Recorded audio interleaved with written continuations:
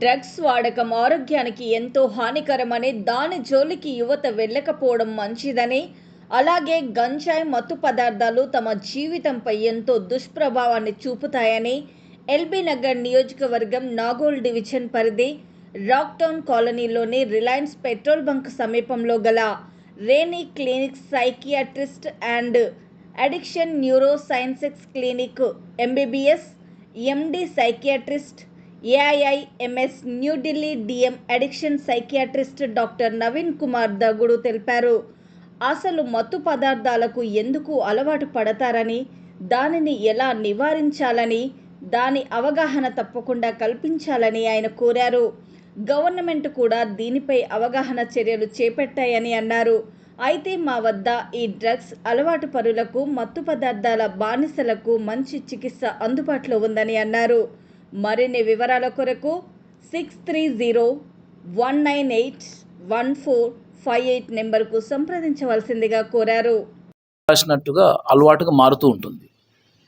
ఇలా అలవాటుగా మారినప్పుడు వాళ్ళలో ఖచ్చితంగా ఆ రోజు ఆ డ్రగ్ లేకపోతే దేనికైనా సరే మనము ఎటువంటి ప్రయత్నం చేసినా సరే ఆ డ్రగ్ తెచ్చుకునేలాగా మనం ప్రయత్నం చేస్తుంటాం. దీంట్లో వైలెన్స్ స్టార్ట్ అయిపోతుంది. ఫ్యామిలీలో కానీ లేకుంటే పనిచేసే వాతావరణంలో కానీ ఆ వైలెన్స్, ఆ డ్రగ్ యొక్క డైరెక్ట్ ఇండైరెక్ట్గా ఎఫెక్ట్స్ తోటి ఎక్కువగా వాళ్ళ ఫ్యామిలీలో గొడవలు, వాళ్ళ ఫ్యామిలీలో అసమతుల్యాలు, ఇవన్నీ కూడా ఇబ్బందికరమైన వాతావరణం క్రియేట్ చేయకపోగా ఈ అడిక్షన్ అనే బారిన పడిన తర్వాత మెల్లమెల్లగా చదువులు, వాళ్ళ పనితనము, వీటి ప్రయారిటీ తగ్గిపోయి డ్రగ్సే కావాలి అన్న ఒక డైలీ ఒక నీడ్ లాగా అయిపోతుంది. సో దీనివల్ల ఒక మనిషి యొక్క వ్యక్తిత్వము, లేకుంటే వాళ్ళ పనితనము, ఫ్యామిలీ యొక్క రెస్పాన్సిబిలిటీ అన్నీ నిర్వీర్యమైపోతాయి. ఇది సమాజానికి ఎంత అయినా సరే చెడు చేయడమే తప్ప దీనివల్ల ఎటువంటి ఉపయోగం మనకు లేదు. చిన్న పిల్లల్లో జనరల్గా పిల్లల్లో ఎక్కువగా బయట సోషలైజ్ చేయలేకపోవడంలో ఇబ్బందులు ఉన్న వాళ్ళకి ఉన్న కొద్ది గ్రూపుల్లోనే వాళ్ళ చాయిస్, వాళ్ళ ఫ్రెండ్స్ యొక్క అలవాట్లు వీళ్ళు అలవాటుగా చేసుకోవడము ఇలా కూడా జరుగుతాయి. కొన్నిసార్లు దాన్ని కూడా కొత్తగా ఎంత రోజు చేసే వర్క్ తొందరగా ఈజీ బోర్ అయిపోవడము, ఇలాంటి డ్రగ్స్ ఎలా ఉంటాయి ఎక్స్పెరిమెంట్ చేద్దామని చెప్పి స్టార్ట్ చేస్తారు. మరీ ముఖ్యంగా వీళ్ళలో ఎవరైతే ఎక్కువగా ఎమోషన్స్, కొన్ని డిప్రెషన్ టైమ్స్లో, స్ట్రెస్ టైమ్స్లో, లేకుంటే వీటిని స్ట్రెస్ని ఎలా రిలీవ్ చేయాలన్న మంచి చాయిస్ లేని వాళ్ళు ఈ డ్రగ్స్ని ఒక రకంగా వాళ్ళ యొక్క మూడ్ని ఎన్హాన్స్ చేసుకోవడానికి, వాళ్ళ మూడ్ని కోప్ చేసుకోవడానికి తీసుకుంటుంటారు. ఇలా స్టార్ట్ అయిపోయింది. కారణాలతో స్టార్ట్ అయిపోయిన అడిక్షన్, సబ్స్టెన్స్ యూజ్, గాంజా కానీ, ఎండిఎంఏ కానీ, కొకేన్ కానీ, ఇవి మెల్లమెల్లగా డైలీ అవసరమైన పదార్థాలుగా మారిపోతాయి వాళ్ళకి. అప్పుడు ఇది చాలా వరకు డ్రగ్ అక్విజిటివ్ క్రైమ్స్లో ఇన్వాల్వ్ అయిపోతారు. అనవసరంగా హెల్త్ ప్రాబ్లమ్స్ ఎక్కువ రావడం. గాంజాయి లాంటి వాటి పదార్థాలు అయితే లెర్నింగ్ కెపాసిటీ తగ్గిపోతుంది. అంటే కొత్తగా నేర్చుకునే గుణము బాగా తగ్గుతాయి వీళ్ళలో. సో దానివల్ల అకాడమికల్ డిఫికల్టీస్ వస్తాయి పిల్లల్లో. అంటే చదువు పరంగా చాలా తక్కువ స్థాయికే వాళ్ళు నేర్చుకోవడంలో ఇబ్బంది పడిపోతారు కాబట్టి తక్కువ అకాడమికల్గా పెర్ఫార్మెన్స్ ఉంటుంది.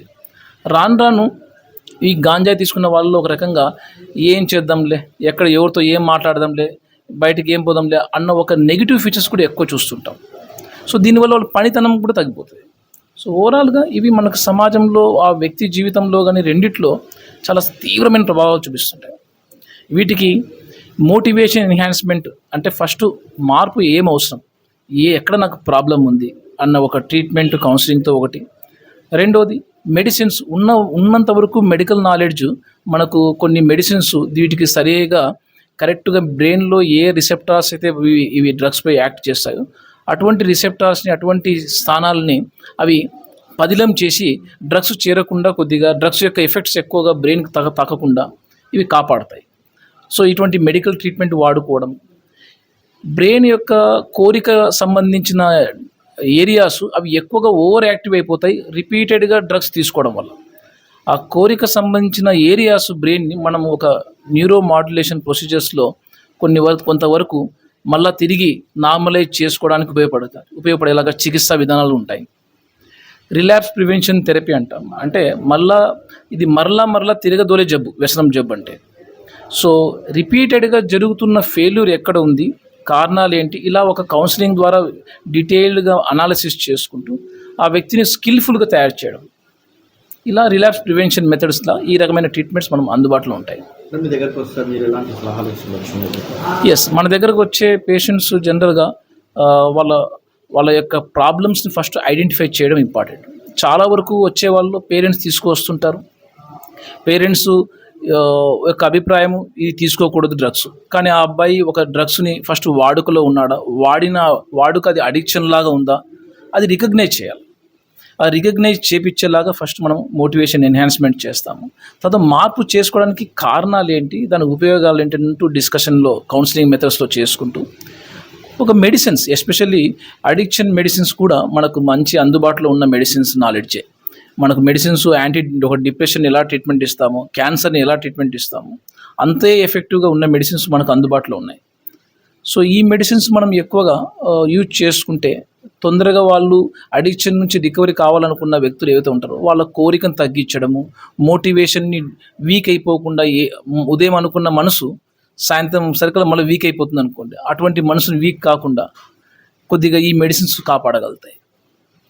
ఫ్యామిలీ కౌన్సిలింగ్స్, ఫ్యామిలీ మెథడ్స్ అవసరమైన కాటికి ఎక్కడ వాళ్ళలో ఉన్న స్ట్రెంగ్త్ ఏంటి, వాళ్ళలో ఉన్న వీక్నెస్ ఏంటి, ఎస్పెషల్లీ పేరెంట్స్, భార్యలు, భర్తలు ఇక్కడ ఇటువంటి సమస్యల్లో ఎక్కడ వీళ్ళకు రోజువారీ కారణాలుగా వీళ్ళ కారణం వల్ల మేము తాగుతున్నాం, వీళ్ళ కారణం వల్ల డ్రగ్ అడిక్ట్ అయిపోతున్నాం అన్న ఏదైతే ఫ్యామిలీ కారణాలు ఉంటాయో వాటిని కూడా అడ్రస్ చేసుకుంటే రిస్కులు తగ్గించుకోవచ్చు. సో ఈ రకమైన ఫ్యామిలీ కౌన్సిలింగ్స్, మెడికల్ ట్రీట్మెంట్ మనం ఈ అడిక్షన్ ట్రీట్మెంట్లో చాలా వెల్ ఎస్టాబ్లిష్. మన గవర్నమెంట్ అవేర్నెస్ అనేది ఒక ఇండివిజువల్ బాధ్యత. చూడండి, అంటే ఫర్ ఎగ్జాంపుల్ ప్రతి చదివిన ఒక డాక్టర్ కానీ ఏ కమ్యూనిటీ, మెడికల్ కమ్యూనిటీ ఒకటే కాక ఏ డిపార్ట్మెంట్స్ అయినా సరే డ్రగ్స్ యొక్క దుష్ప్రభావాలని మనం ఒక అవేర్నెస్ క్రియేట్ చేయడం ఇంపార్టెంట్. ఎందుకంటే ఇది ఒక యూత్ని, యంగ్ జనరేషన్ని కొద్ది వినాశనము లేకుంటే నిర్వీర్యం చేసే ఒక కొత్త రకమైన ట్రెండ్, అలవాటు స్టార్ట్ అయిపోయింది. ఇక్కడ మనం మొదట్లోనే దీనికి సంబంధించిన డిస్కషన్